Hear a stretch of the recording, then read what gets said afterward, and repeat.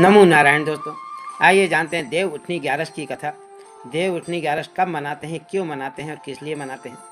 देव उठनी ग्यारस कार्तिक माह के शुक्ल पक्ष की एकादशी को देव उठनी ग्यारस एकादशी, देवोत्थान एकादशी, देव उठनी ग्यारस, प्रबोधनी एकादशी आदि नामों से जाना जाता है। इस दिन भगवान श्री हरि विष्णु निंद्रा से जागते हैं। देव उठनी ग्यारस की कथा को श्रवण करते हैं। एक समय एक राजा के राज्य में सभी लोग एकादशी का व्रत रखते थे। प्रजा तथा नौकर चाकरों से लेकर पशुओं तक को एकादशी के दिन अन्न नहीं दिया जाता था। एक दिन किसी दूसरे राज्य का एक व्यक्ति राजा के पास आकर बोला, महाराज कृपया करके मुझे नौकरी पर रख लें। तब राजा ने उसके सामने एक शर्त रखी थी कि ठीक है, रख लेते हैं, किंतु रोज तो तुम्हें खाने को सब कुछ मिलेगा, पर एकादशी को अन्न नहीं मिलेगा।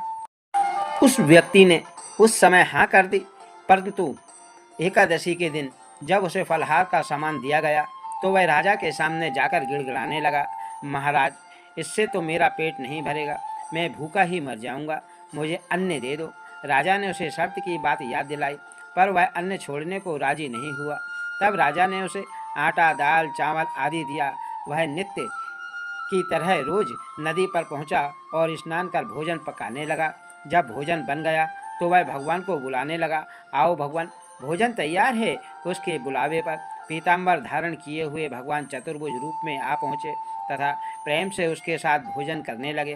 भोजन आदि करके भगवान अंतर ध्यान हो गए तथा वह अपने काम पर चला गया।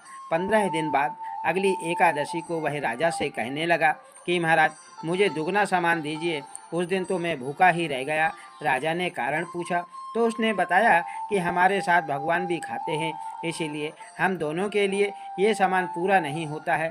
यह सुनकर राजा को बड़ा आश्चर्य हुआ। वह बोला, मैं नहीं मान सकता कि भगवान तुम्हारे साथ खाना खाते हैं।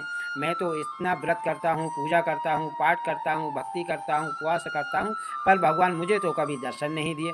राजा की बात सुनकर वह बोला, महाराज यदि विश्वास ना हो तो साथ चलकर देख लें।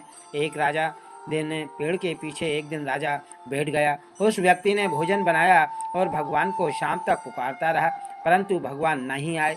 अंत में उसने कहा, हे भगवान, यदि आप नहीं आए तो मैं नदी में कूदकर अपने प्राणों को त्याग दूंगा। लेकिन भगवान नहीं आए। तब वह प्राण त्यागने के लिए उद्देश्य से, इच्छा से वह नदी की तरफ बढ़ा। प्राण त्यागने का उसने मन में इस संकल्प और इच्छा की और इरादा जान शीघ्र ही भगवान ने सोचा कि अब यह भक्त मेरा प्राण त्याग देगा, और भगवान प्रकट होकर उसे रोक लिया और साथ बैठकर भोजन करने लगे। उसने खाना खा पीकर उसे अपने विमान पर बिठाकर अपने धाम को ले गए। यह देख राजा ने सोचा कि उस व्रत उपवास से तब तक कोई फायदा नहीं होता जब तक मन शुद्ध ना हो। इससे राजा को ज्ञान मिला।